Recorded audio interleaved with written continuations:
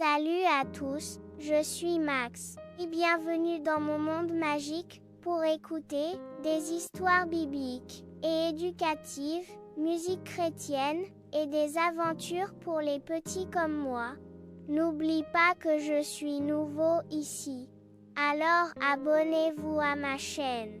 Déjà un grand merci à vous. Ensemble nous prêchons la parole de Dieu. Je vous aime très fort.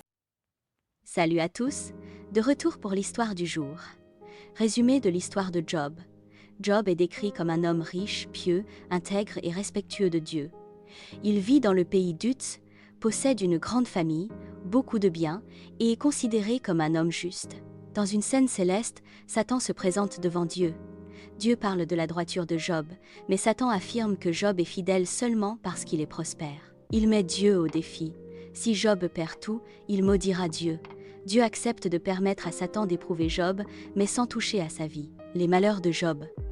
En très peu de temps, Job perd ses biens, ses enfants tués par un effondrement de maison, sa santé, il est frappé d'ulcères douloureux.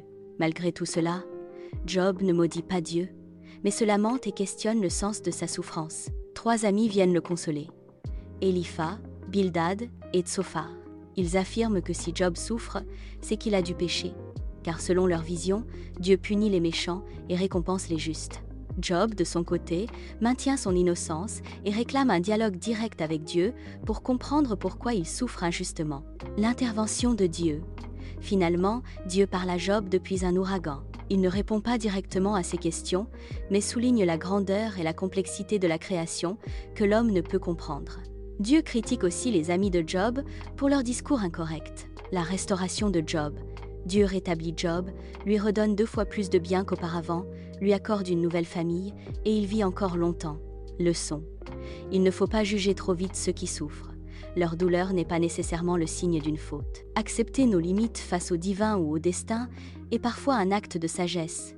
Il vaut mieux chercher Dieu avec sincérité que de parler en son nom sans humilité. Même après les pires épreuves, il est possible de renaître, de guérir et de retrouver une paix. Merci, abonnez-vous. Au revoir.